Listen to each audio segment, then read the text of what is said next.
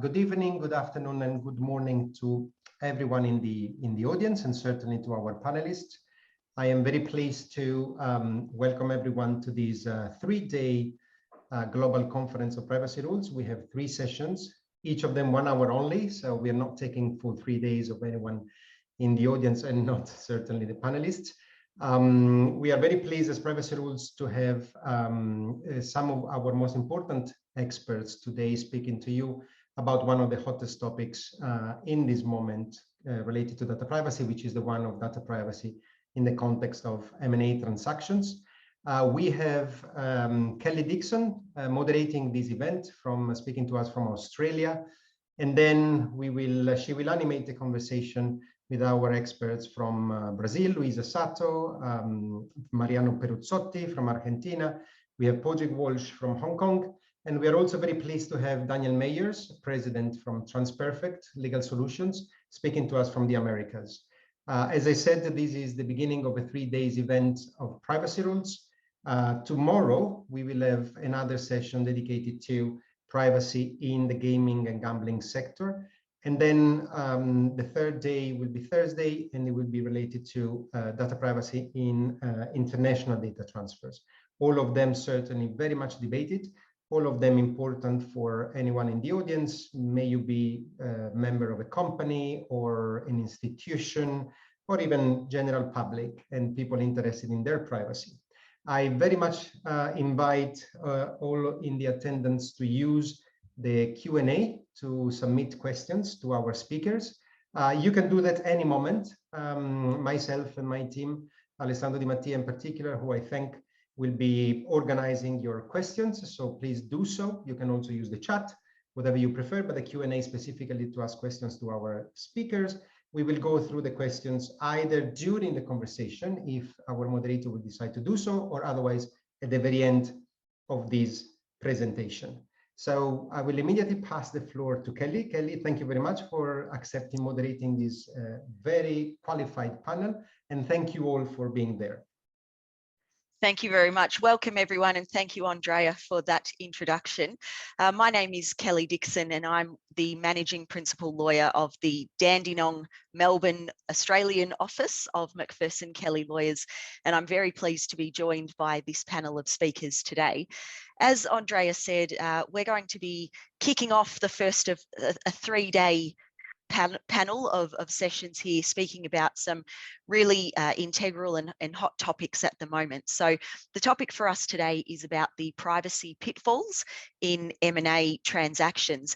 But I hope that during this session today, we won't only be speaking about the pitfalls that can come across for businesses, but also some really practical insights and tips for you in relation to what you can do in your business to help protect your business and to maximize the assets that you have.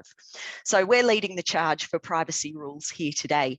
Just by way of some introduction for Privacy Rules, Privacy Rules is a world first and a very unique leading professional alliance of both legal and tech privacy experts. And Privacy Rules manages and connects multi-jurisdictional lawyers and other consultants for businesses around the world. So members are very qualified. I'm so pleased to have this group here with us today. And it's really a one-stop shop for having a very efficient, globally integrated service that can be provided to businesses.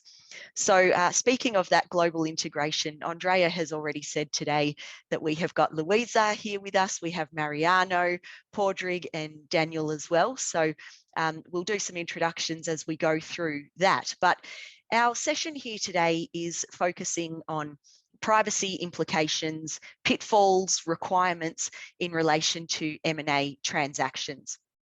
And this is a topic that we really wanted to promote and discuss with all of you here today, because we deal with this in our day-to-day practices, but also because data is such a valuable asset for businesses, and it's just growing in that value as well. So as a business holds and collects and has more data, the value of that increases, but it becomes all the more important as well to make sure that that is being protected to minimize risk as well.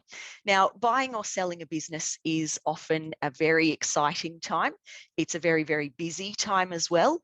You're negotiating the price, you're choosing between various targets, deciding on the best structure for the acquisition as well, negotiating the assets that are going to be transferred, dealing with employee issues as well, obtaining finance, managing stakeholders, writing media releases, writing business plans. And of course, all of this is often done with a very looming, quick closing deadline. So where does privacy and data protection fit into all of this? And what do businesses need to do? What do they need to be aware of? And what can a business proactively do to make sure that this can be as smooth as possible from the privacy perspective? And of course, what are the pitfalls that we need to avoid as well? So as we introduce the speakers today and start this dialogue, privacy and data protection is not just an academic exercise for the people that you can see here on your screens today. So the intention is for some real life, practical, useful insights that all of you listening today can actually take away and use and implement in your businesses as you get back to work. So Luiza, I would like to start with you. Luiza is one of the partners at ASBZ Advocados in Brazil. And Luiza, in Brazil, the Brazilian data protection law was introduced a little bit over a year ago now. And so I imagine that there's been many, many businesses that have been learning the new laws. Lawyers have been learning these new laws and adapting to these changes as well. So can you please start by setting the scene for us about why protecting data matters in M&A transactions and why it should matter for buyers and sellers and even for investors as well? Sure, Kelly. Dear Kelly, thank you so much for the intro, and good morning, good afternoon, or good evening to you, especially Kelly, it's super late there. So yeah, I'm so glad to be here in another event organized by PrivacyRules and sharing the panel with you, my dear colleagues from around the globe. I really do feel honored to have the opportunity to discuss such a relevant subject here with you today. So we have this topic here that I think it's of concern of almost all countries, or maybe the entire planet really, the importance of privacy and data protection compliance with respect to M&A transactions. Privacy and data protection are gaining growing international attention, and we are seeing countries enacting new or updating old laws and regulations on the matter. Such laws and regulations aim to set the conditions under which personal data can be processed, to define a set of rights for data subjects, to generate specific obligations for data controllers and processors, and to create procedures and standards for greater care with the processing of personal data. In the European Union, more than 3 years after the GDPR came into force, the concerns in M&A transactions are increasing, especially in the context of growing business activity in the industry of data-centric technology.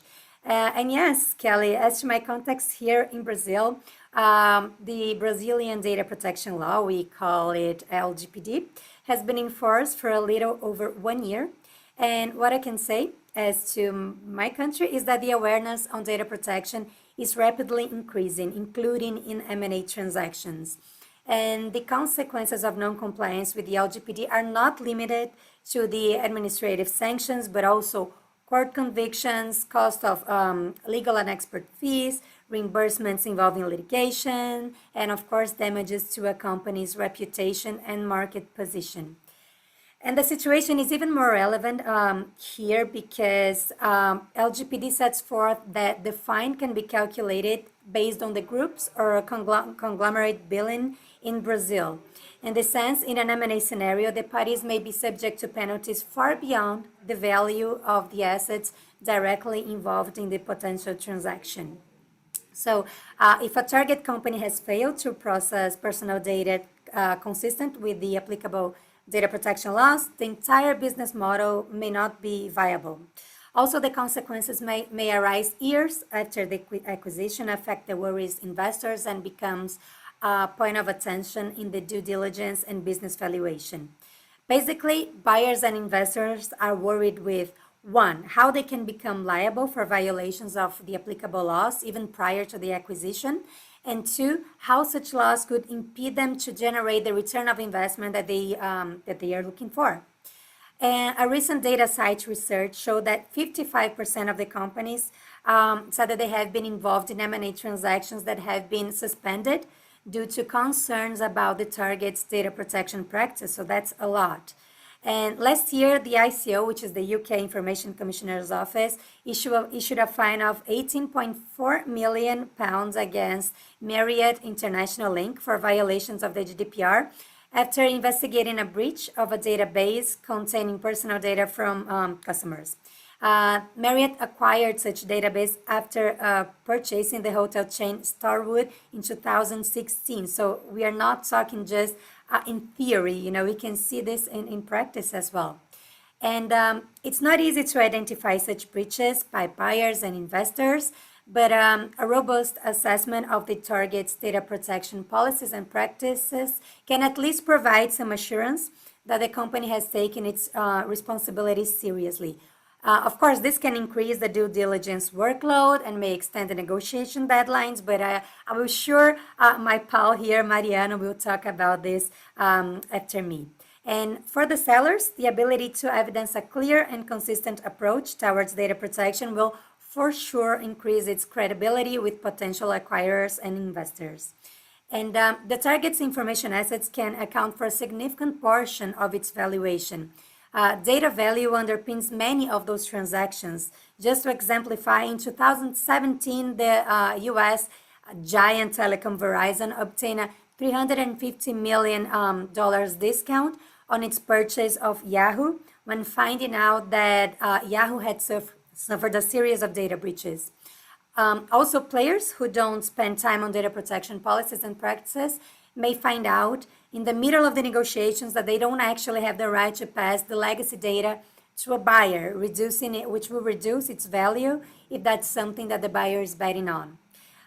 In the current scenario, caring for data privacy is essential to make companies attractive to investors, as well as for the conclusion of investment deals and M&A transactions, and therefore can no longer be ignored by companies on either side. So this is all I had here for now, and I'll be happy to answer any of your questions. Well, I did have a question, and for our audience, if there are some questions that you would like to direct to Luiza, please do start to type those in. But Luiza, you mentioned about the Marriott case and how there has been data breaches that have occurred in the background. It certainly is the case here in Australia for us that our privacy laws are also going through some changes and becoming more robust. And so for businesses that have been in operation for a long time or even for a short time, having to think about privacy and data protection is becoming more important.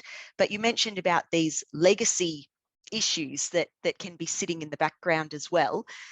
In your experience with the businesses that you've been dealing with, how is the level of compliance coming along?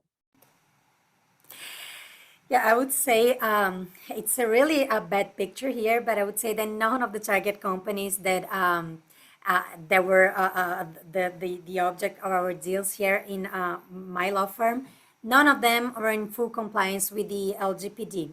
Most of them at least had started something, compliance project, but a few of them have actually never heard of the LGPD, which is very, very worrying because, the law is in force for a little bit over 1 year now, but it has been enacted for more than 3 years. So people can no longer say that they don't know what the LGPD is. But just one of those deals has not been concluded because of the target company's non-compliance with the LGPD. The other deals involve the requirement for the companies to achieve a certain level of compliance between the signing and the closing, and also the reps and warranties provisions included in the SPA regarding data protection were very, very strong, Kelly. So it's getting there. you know, there's still a long way to go, but getting there. That's true. We have had a question that has come in from Pollyanna. I hope I'm pronouncing that correctly. Who would like to know from you if the due diligence for privacy also involves an assessment of cyber security awareness for companies. Awesome. Yeah, you know what, Poliana, we had never included until probably this year a cybersecurity assessment ever. But this year was the first time the companies actually required us to include this in our due diligence, which was very hard and challenging for us because we're lawyers and we had to hire a consultancy, an IT consultancy company to help us prepare this, to conduct this work. So yes, now a few buyers are asking us to perform such assessments. And I think we'll hear a bit more about that, as it certainly is a very key part of the privacy due diligence. Thank you, Luiza. I would like to move next to Mariano. So welcome, Mariano. Mariano is one of the partners at Ojam Bullrich Flansbaum in Argentina. And again, data privacy is a huge part of his practice. Luiza has provided us with a little bit of the background context in relation to why privacy and data protection needs to be given attention by all of the parties to an M&A. For the sellers, it's very important to maximise the value of the business and the assets that are being handed over. For the buyers, part of the consideration is this one of the assets that we want? And if we get it, is it valuable? Is it useful? Or is it a risk for us? And for the investors as well, in relation to the ongoing value, either of the target company or the company that has sold it. So Mariano, can you please expand for us on the privacy regulations and the considerations in the context of doing a due diligence? So given that there are some competing interests between the buyer and the seller and the commercial imperatives that they each have, it actually can be quite complex for each of them to achieve those goals while still considering and adhering to privacy requirements. Sure. First, thank you, Kelly, for your kind introduction, and let me say thank you to PrivacyRules for having me here. It's a pleasure to share the panel with these distinguished colleagues. You know, in the last years, it has become crucial to consider personal data protection throughout the transaction process. I mean, privacy impacts on every stage of the life cycle of an M&A transaction. And so we can identify risks and concerns related to the acquisition of a company, to the disclosure of personal data during the due diligence process, as well as the risk associated with post-closing integration. I will focus on the first two issues. I think Pádraig will address the risk associated with post-closing integration. And just to begin with, the risk and concerns related to the acquisition of a company, let me say that things have changed a lot during the last, I would say, 15, 16 years.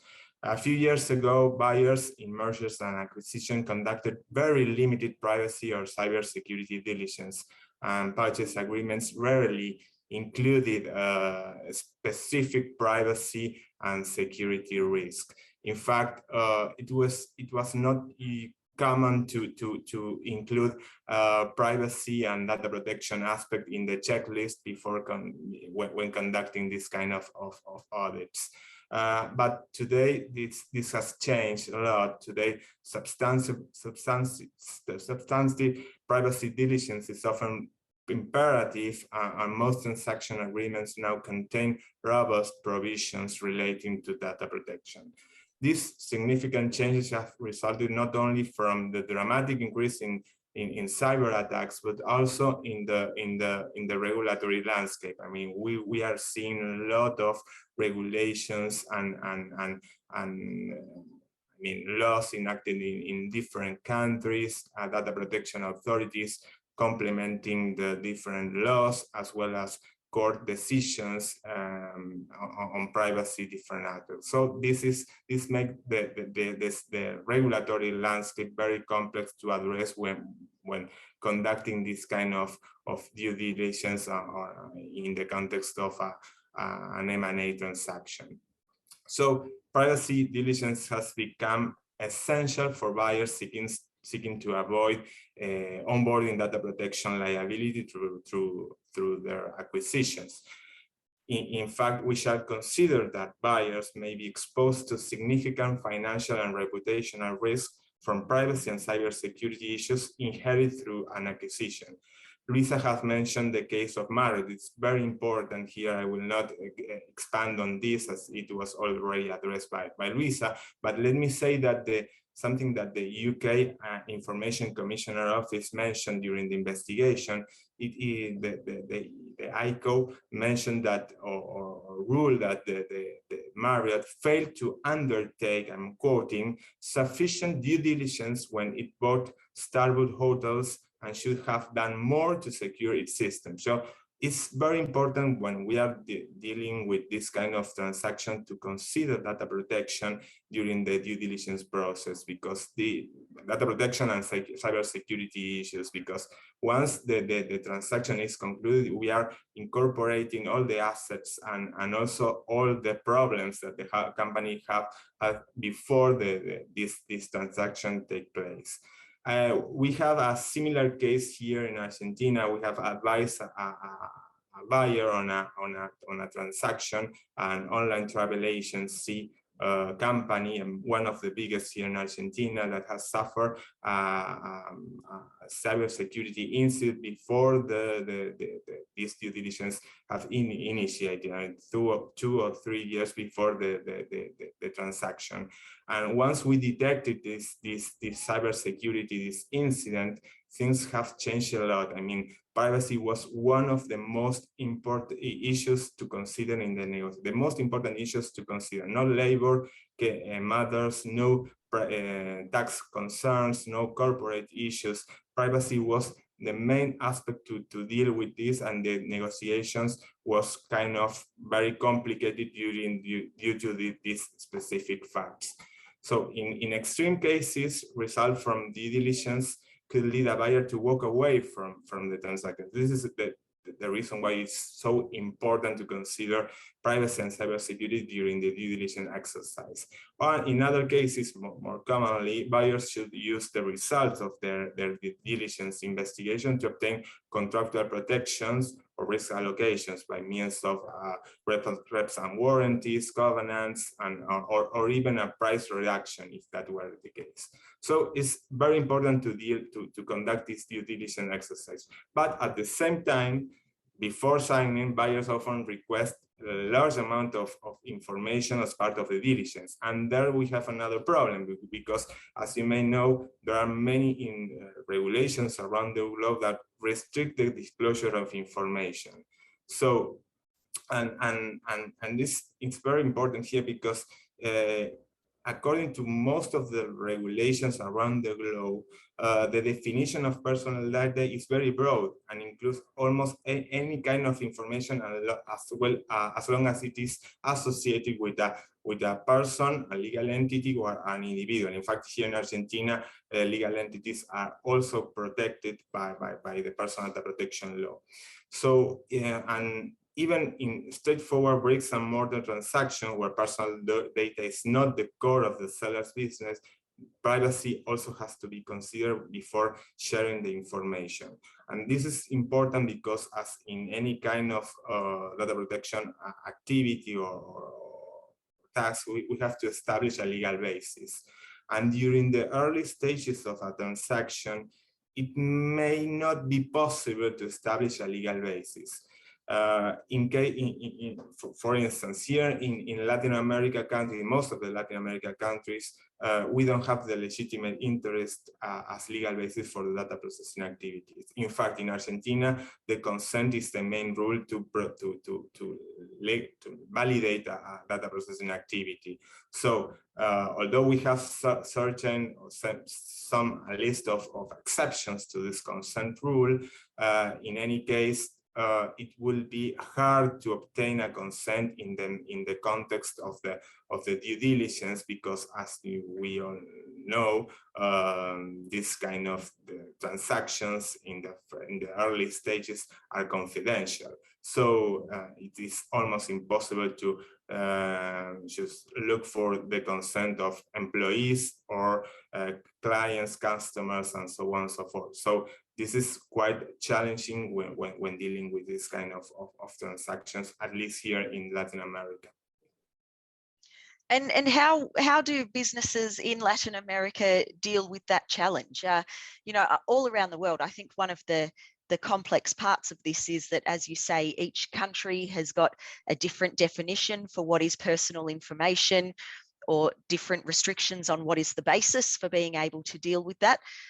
You know, I think Australia, we don't have the legitimate basis type framework here, but consent is a big part of our regulation here, as well as reasonable expectations. So how are you advising businesses that you come across where there is this confidentiality at the start, or maybe even where a business hasn't even considered to begin with that it might potentially be up for sale? Sure, and well, let me say that everything depends on the business, on the activity, on the size of the company, but as a general rule, I would say that the data minimization principle here is crucial. I mean, there are different alternatives or tools to consider, or solutions to consider, but in any case, the first aspect is to try to use pseudonymized or anonymized data, not to disclose the name of the persons, I mean the individuals or the legal entities, in the case of legislation that also cover legal entities as data subjects.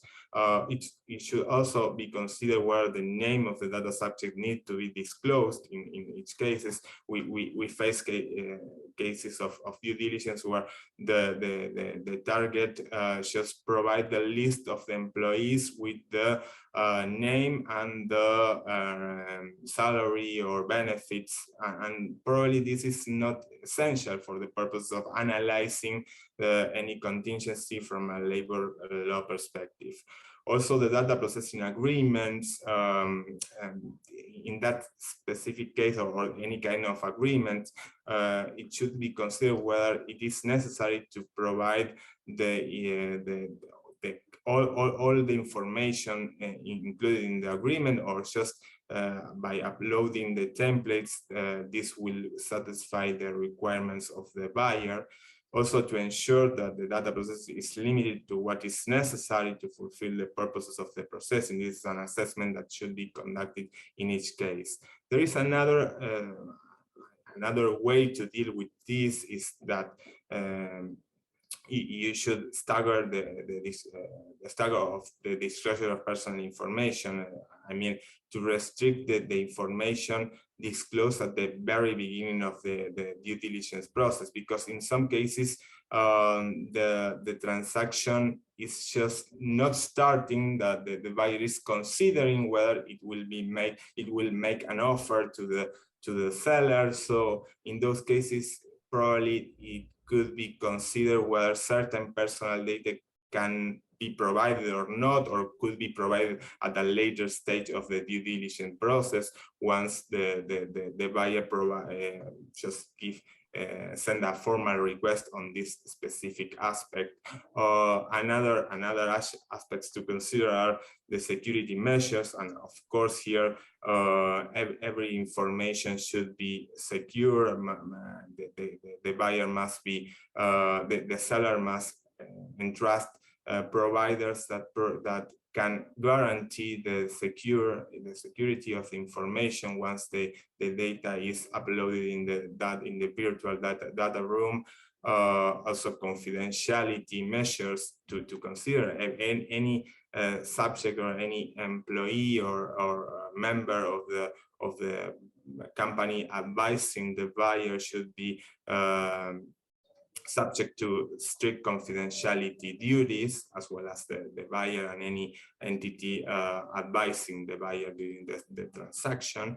Also to look for a service provider or any platform that guarantee that the information will be stored secure on proper servers, and adopting any kind of security measure, at least the normal, the regular commercial measures that are nowadays adopted by any kind of company, and to consider also the international data transfer, because as you may know, countries restrict the transfer, or many countries that have enacted data protection law restrict the transfer of information to non-adequate jurisdiction.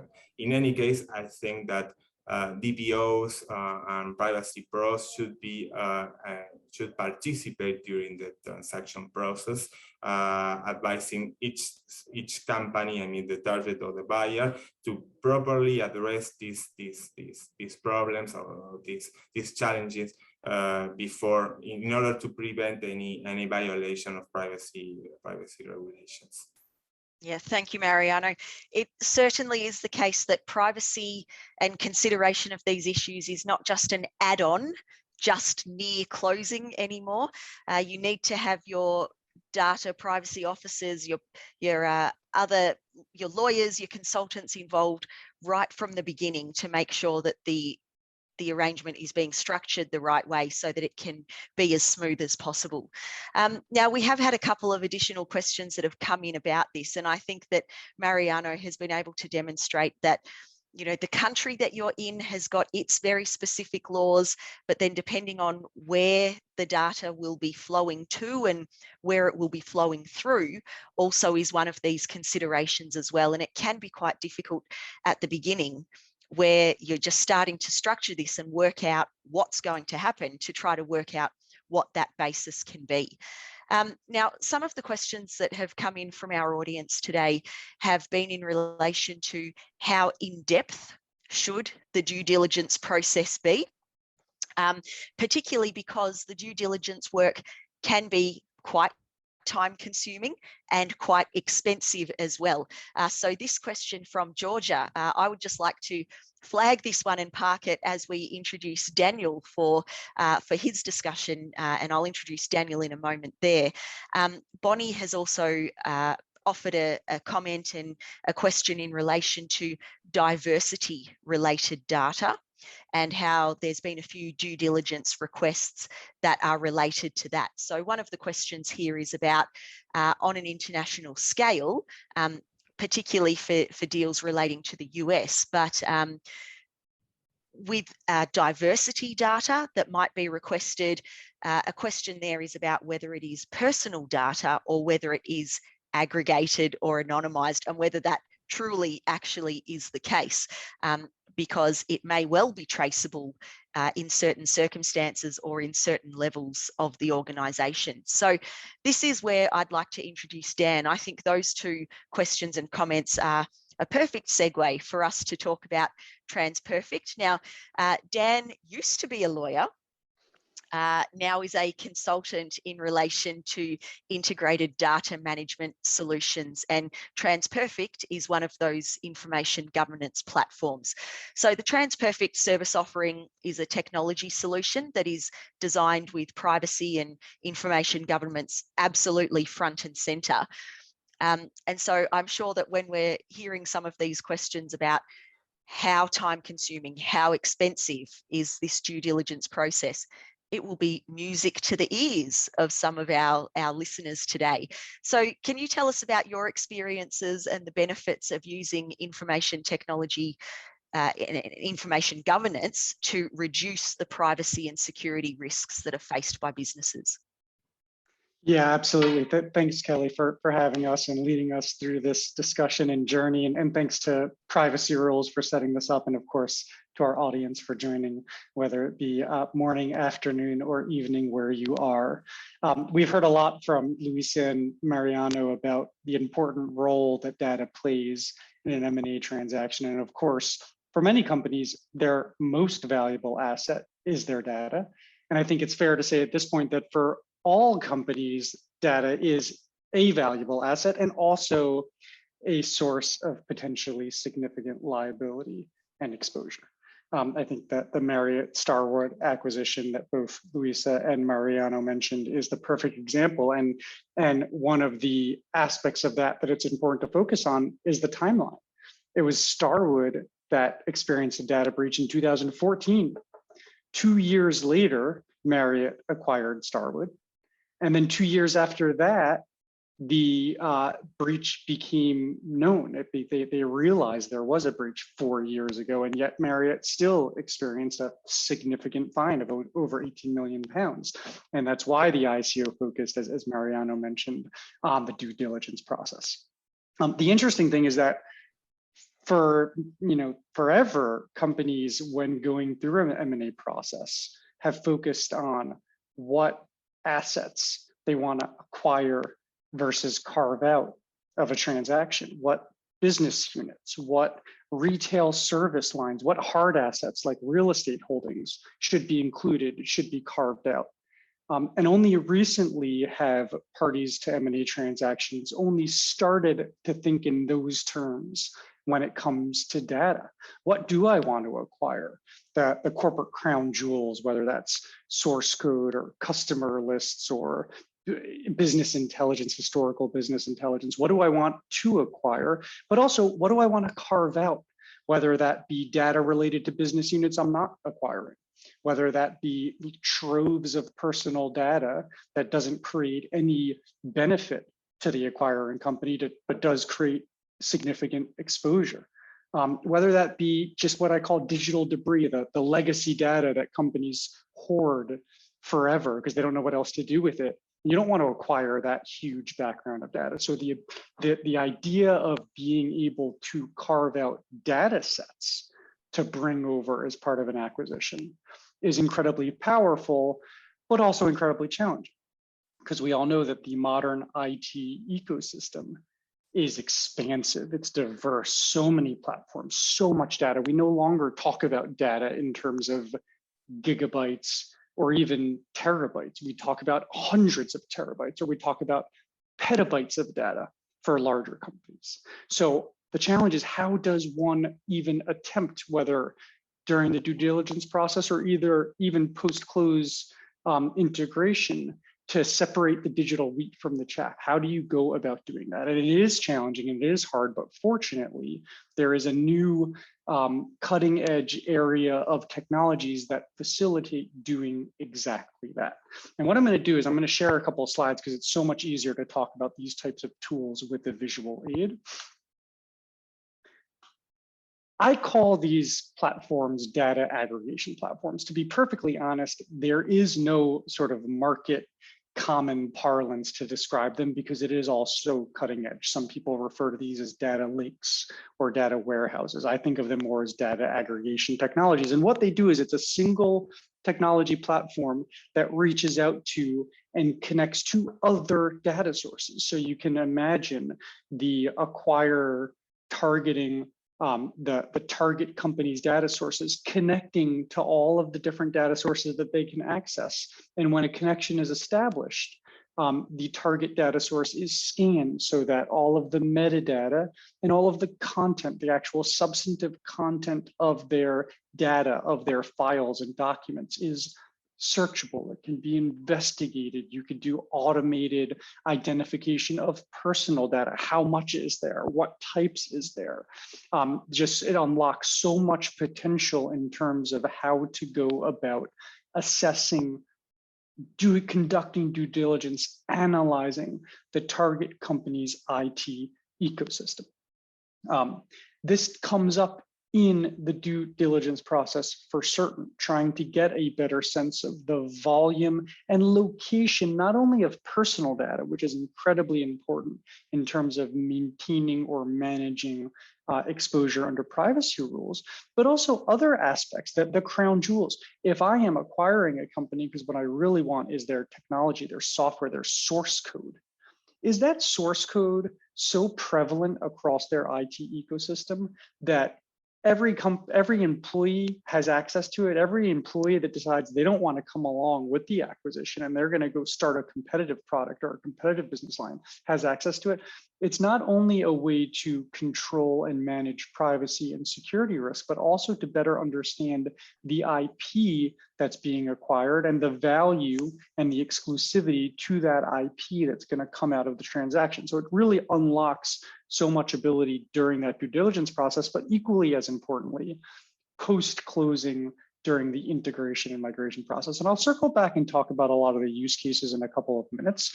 But one thing that I do want to really focus on as sort of a practical advice is that these tools, they are connector-based technologies, meaning they are only as good or as powerful as they are able to connect to the target data sources. So because today's IT ecosystem is so diverse, is so varied, one really important thing you need to consider in selecting one of these tools is, does the tool and its ability to connect line up well with the IT ecosystem I'm targeting? You know, the different tools that are out there have different features, and the features can be comparative advantages or disadvantages on a competitive landscape. But the most important thing to think about is, am I going to be able to connect to my target data sources? Because if you can't connect, then you can't do anything, of course, from this context. So that's really one of the most important factors in considering when looking for tools that are going to facilitate that kind of a process, a really data-centric, nuanced process. Now, once again, you do connect to a target data source. What it does is it makes available all of the metadata and all of the content of the files that it has connected to for searching, for analysis. And it really opens up just so many different use cases of value. You know, you can classify all target data, and that could be classification based on sensitivity levels, you know, highly confidential, confidential, public information. It can be classification, automated classification based on personal data, automatically find all the credit card numbers in the target data source, all the dates of birth in the target data source, whatever the particular personal data types you're searching for, but also inventorying, just getting a better sense of what is the target company's IT ecosystem looking like, actually conducting your due diligence from within one of these platforms as an addition to the virtual data room where key documents that are requested are posted. But then even when you move into post-closing, the ability to migrate only the data that you need and want for your future operations, and everything else either remediating it through the use of one of these platforms or archiving it. So sometimes you think, listen, based on my current vision and plan for this acquisition, I'm going to want data categories A, B, and C, but I don't need or want D, E, or F. But I'm not so committed to that vision, so certain of that vision that I want to get rid of D, E, and F. Maybe I just want to securely encrypt it and store it in an archiving location so that I've minimized my privacy and security risks. But if in the event down the road, I want access to that data, I can circle back and sort of rehydrate it and access it.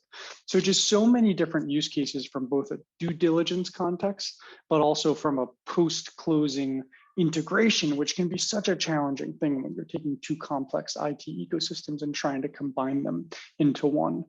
Being able to pick and choose what you want to bring over and migrate it efficiently can save literally years of work and headache and heartache.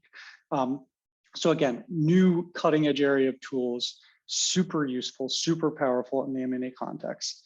And so it really addresses some of the logistics of getting into the weeds on the going beyond policies and procedures, which are extremely important during the due diligence process. But being able to get beyond that can be incredibly valuable.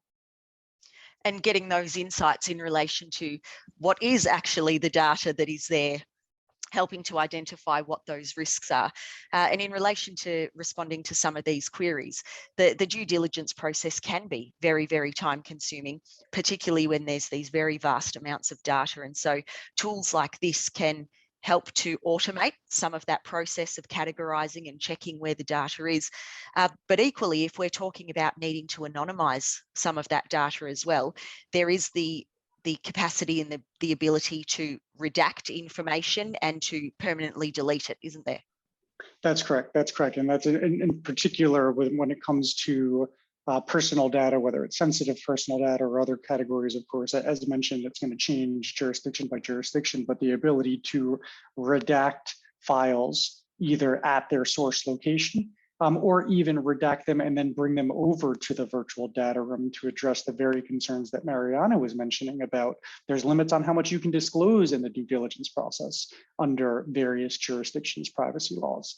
So that is a way to navigate that conflict between the desire to conduct a fulsome due diligence, but the limitations set by the applicable privacy laws.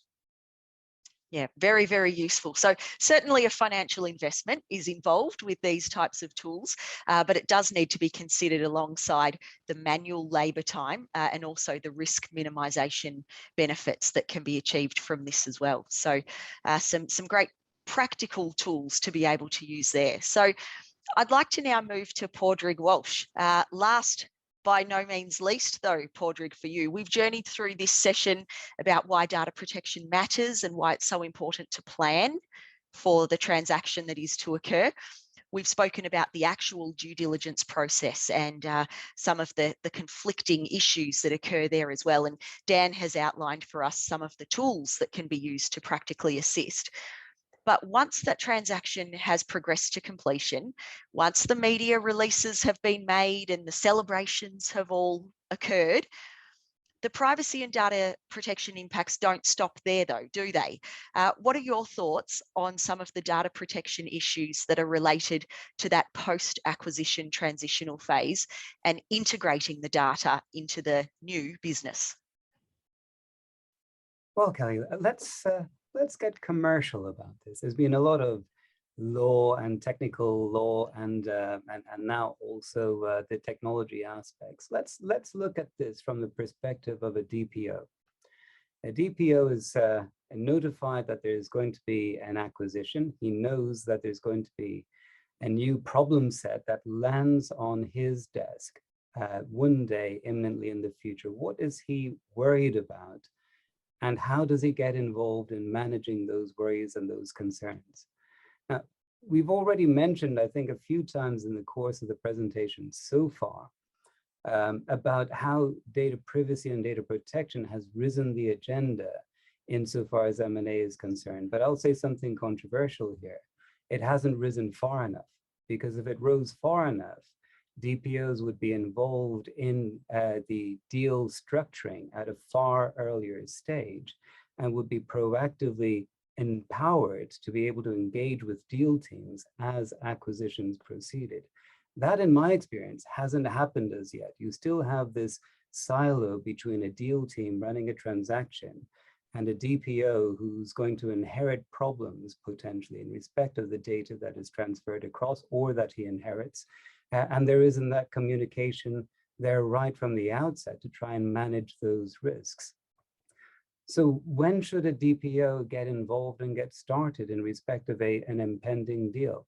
I would say as soon as possible.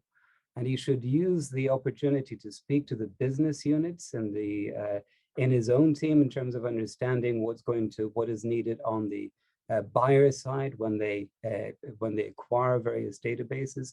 You should start engaging with the deal team to make sure there's proper input in terms of the due diligence information that's coming through. He should start to understand what the commercial dynamics are in terms of how the particular business that is being acquired is going to operate within the purchaser's organization after the acquisition. Because one of the things that can happen with acquisition-hungry corporations is that they go from deal to deal with the deal team moving on after closing, whereas integration is the process that actually unlocks the value of the deal. And the transition and the integration process starts pre-closing as early as possible, because you need to start the planning and you need to start understanding how you are going to manage things through a transitional phase post-closing in order to be able to unlock that value. So, what I find in my experience is that discussion doesn't start early enough. And by the time it lands on the DPO's desk at, practically at the cusp of closing of a transaction, he then has to scramble in order to be able to make sure that proper integration happens. And there may be some issues that would be flagged at that point that become critical issues at the 11th hour in a deal because of that lack of communication.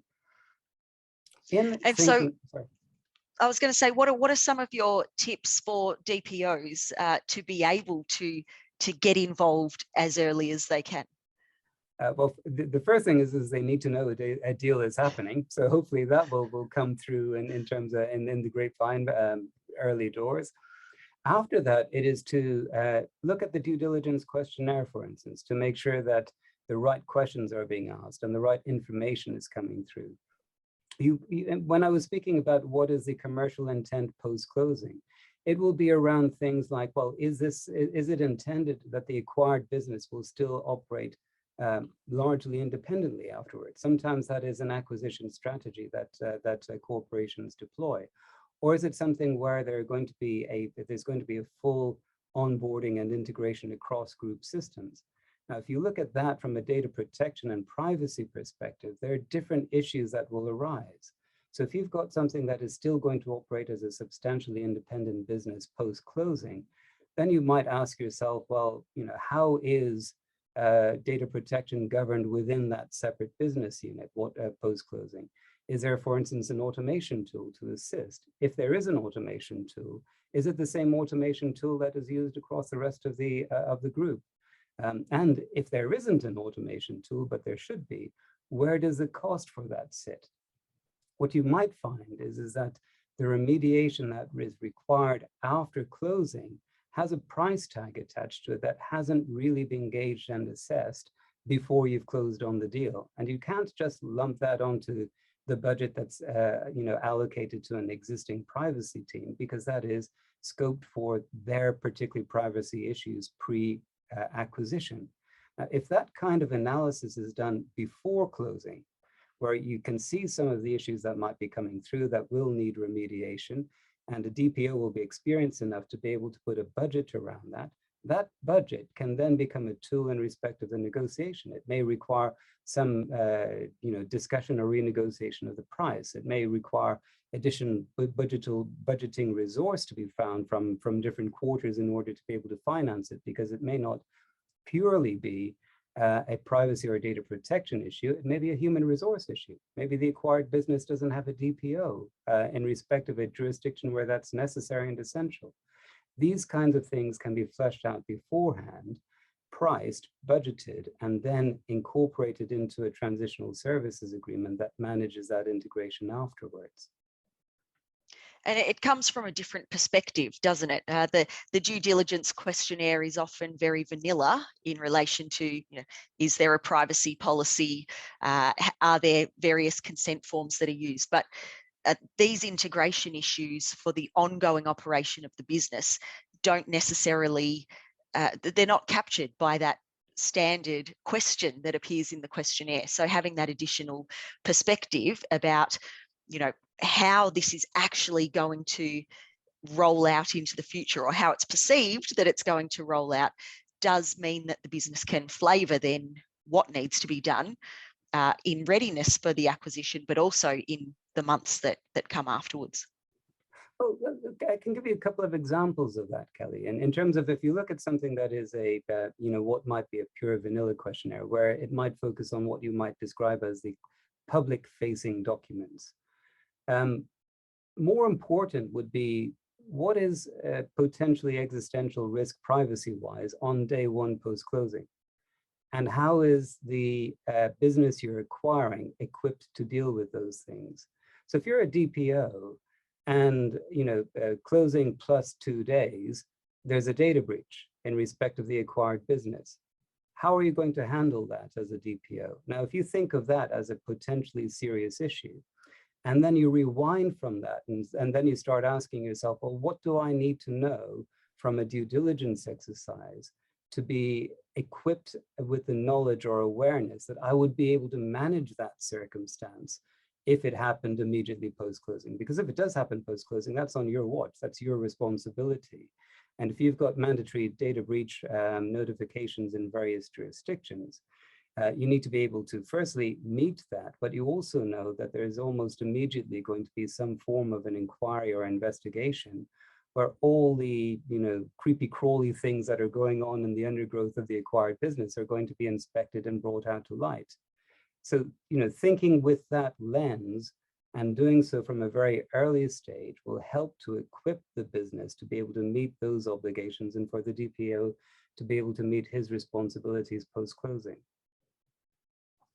And it is a matter that is becoming more important. And as you say, I think one of the themes throughout all of our speakers today has been that, privacy rules, privacy regulation has been around for a long time, but the trend is that it is becoming more important. It is becoming more risky. So preparation and that awareness in relation to this is becoming all the more important. And yeah, whereas there used to be that separation between the privacy officers and the deals team, they really do need to work together in concert to make these M&A transactions go as smoothly as we can. I'm very conscious of the time for us. We have about 5 minutes left in our session here today. So if you do have any other questions that you would like our panelists to address very quickly, now is your opportunity to start to type those in. But otherwise, while we're waiting just for that, I would like to thank everybody for attending today. And I do hope that the insights that you've heard from our panelists today have been really practical for you and very useful, and have provided you with some things to think about as you go back into your own businesses and start to look at all of these aspects. This was the first session, so I will give a plug for the upcoming sessions that are being hosted by PrivacyRules as well. So I would encourage you to attend those if you have the capacity and the time to do so. But otherwise, I will hand back to Andrea if you have some final comments. Kelly, thank you very much. Thank you for your moderation, and everyone, not only for keeping in the time, but most important, for providing excellent advice to companies on your respective jurisdictions, your respective fields, on the basis of your experience. Actually, one comment or something that came to my mind. I'm the only one here speaking from Europe. The Marriott case has been mentioned again and again. It's worth noting that at that time, the UK was still a member of the European Union, and according to the practices of data protection authorities within the European Union, in that specific case, they all agreed and circulated the draft decision of the ICO before it was issued. This means, and if you want, this is a kind of a strong warning to everyone in the audience, to all companies actually with us today or watching the registration of this webinar, that the same position of the ICO is shared by the other data protection authorities in Europe. Therefore, it doesn't matter if you operate specifically in the UK, wherever you operate in Europe, actually, you might be subject to the same kind of responsibility, or you would be verified under the same magnifying lens. If I may, another comment that comes to my mind, on the 24th of November, we hosted a webinar on the new privacy regulation of China, the so-called PIPL, which is published now on our platforms, and I invite everyone to see the recording of it.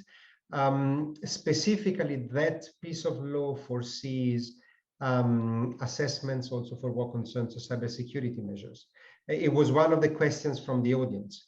So, in that case, due diligence for companies operating in China or from China actually would certainly encompass cybersecurity assessments, because in any case, international data transfers in from China now require a PIA for what concerns the security of the transfer from the pure technical standpoint. So this is also something to be borne in mind, internationalizing even more the discussion among all of you. In the meantime, I see that there is another question, so I don't know if Kelly, you would like to put it here. This is a comment in relation to use of data for litigation purposes being in breach of data privacy. Okay, so this is a comment. Okay, I believe that with this comment from the public, I can't, but unless anyone has a closing remark, I would like to start from thanking Daniel as a guest speaker. TransPerfect is not a member of our alliance, but we are very pleased for Daniel's presence. And in any case, you are not a lawyer. I mean, once you are a lawyer, that's your original sin, and you will remain lawyer. So welcome to the club, and feel free to remain in the club. No, this is not the court of law. There is no objection. You can consider the dictatorship of lawyers. So, you know, welcome to remain in the family, and thank you very much for your presence here today. Definitely what you showed to us is clearly very useful for anyone in the audience, and definitely for lawyers operating in due diligence processes and M&A transactions in general and beyond.